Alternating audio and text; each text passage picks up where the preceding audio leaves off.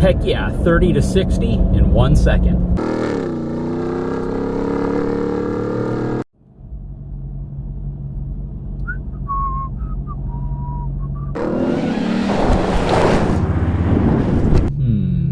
Where's the best place to park? I don't want to scratch my truck. Whoa, you almost hit me. Could have been bad. Let's park here. Good, there's a curb on one side, so nobody can park next to me. What? Oh, it's just dirt.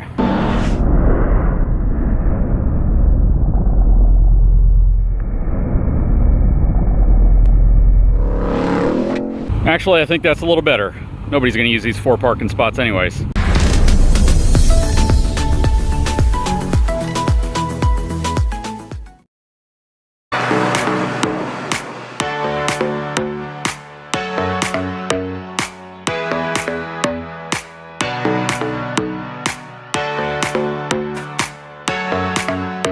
Okay, so something that's pretty cool, and I hope you can see it in this video, is when you're near a large body of water, it actually gives you kind of the shimmering and wave effect of the water, which is really cool to see. Also, something I didn't point out in the walkthrough video earlier is the fact that you have upfitter switches on this specific one. So this has 6 upfitter switches, and those are really handy, especially if you are going to be adding light bars, winch, things like that. Now, these wouldn't directly be able to power a winch. You'd have to connect it to a solenoid or a relay to power something that big, but you have the ability to connect all sorts of different things. I think in most cases, you're going to see folks that attach light bars all over this truck, on the back, on the front, on the top, on the sides, and these can connect to those independently. If you want to hook up something like an air compressor or, you know, an air horn, something like that, you can also use these for those. And you can even use them to wire in additional accessories if you need to, like additional charging ports and stuff like that in the back, similar to what I did on my truck. So it's really cool to see that they give you all of these upfitter switches. I almost wish that these were standard on their heavy duty trucks, whether it be a Power Wagon all the way up to a 3500 dually. It'd be nice to see upfitter switches coming standard on those vehicles. I really don't like that you have to pay extra for that, but it is cool to see that you can get them on the TRX. So that is really cool. And if this had that backup assist, kind of like the Ford truck does, where you can turn a knob to back the truck up, this is where the knob would be located. So I really don't know how it would change this configuration, but just so you know, that's where everything would be. But again, this is really cool, and this is part of the 12-inch Uconnect system that's on this truck, so it's massive display. But like I've said in the past, as you select through things, it's just a lot of stuff to see on your screen, and when you're trying to find specifically an icon you're looking for, you tend to have to stare at the screen for a little bit longer than I like to be able to look for things like that. Personally, I would like to see maybe a 9-inch screen, and you know, give you some buttons and additional controls that are manual. That way you can build that muscle memory and just click on the thing you need to click. It's crazy how quick this truck gets up to even highway speeds or up to the speed limit. You know, you don't have to go above the speed limit to enjoy the acceleration. I get up to 35 miles an hour, 45 miles an hour, incredibly quick in this truck, and that's even enough to put a smile on your face for those of you who I think will be the majority of owners of these trucks that plan on just driving this as an everyday vehicle. What's going on, guys? So I've had this truck now for a few days, and it has been a blast to drive. I can't tell you how many folks have pulled over while I'm filming it saying, man, that is a Ram TRX. I never thought I'd see one. I have a feeling you'll probably see more than you think, probably on par with like Raptors, where you see dealerships that might stock 1 or 2 of them at a time. Some dealerships getting more if they're higher volume dealerships. But what I can tell you after driving this for a while is it's not that difficult of a vehicle to drive as an everyday vehicle. And I think, again, most people who get this are going to be driving it as their everyday vehicle. It is wider than most of your half-ton pickup trucks, so you do want to keep that in mind, and it might make it a little tighter fitting into some parking spots, but on average, I think most people shouldn't have any issue driving it around. And if you can find, you know, a parking spot at the back of the parking lot with a little bit more room, that might be what you want to target if you're going to be in a truck like this. But, you know, I'm driving an F450 as an everyday vehicle, and that's probably why it's not much of a challenge for me, because I'm already used to driving a wider profile vehicle. But again, from the driver's seat, I'm going to tell you, it doesn't feel much wider than my wife's Expedition, which is, you know, the same width as an F-150. You know, the fenders and the different areas that extend further out to cover the wider track of this truck protrude out, but it's not necessarily an area you can see from the cab unless you're looking at your rear fenders in the rear view mirror. But overall, the truck, again, is a very, very easy truck to drive around a city, especially if you have pretty bad road conditions and you want something that can soak up the potholes and the imperfections in the road really well, because this truck does a very, very good job of doing that.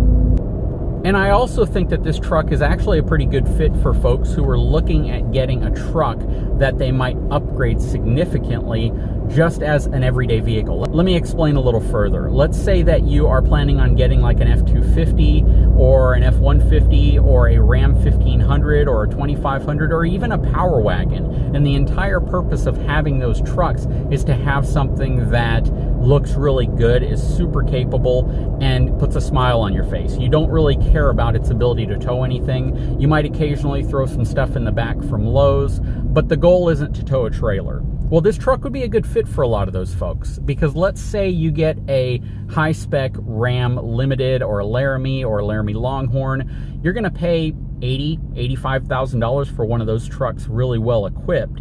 And if you plan on putting a lift kit on it, if you plan on putting aftermarket wheels and tires, if you plan on doing all that stuff to it anyways, you could easily spend $5,000 to $10,000 more on that truck when you can get this truck that's already equipped like that from the factory, that's covered under warranty, and has that really iconic status of being a Raptor killer and a special edition truck with essentially a Hellcat engine in it. So again, a lot of really great reasons to get a truck like this if you plan on getting a high-spec truck and customizing the heck out of it anyways. This might actually save you some money and equip you with something that comes with a factory warranty on all the components that have been spec'd into it, which is really something that can't be said when it comes to upgrading a truck in the aftermarket. Sure, the components themselves might come with long-term warranties, but getting them serviced sometimes might not be the easiest, because you can't just take the truck to a Ram dealership and drop it off and have them service it under warranty.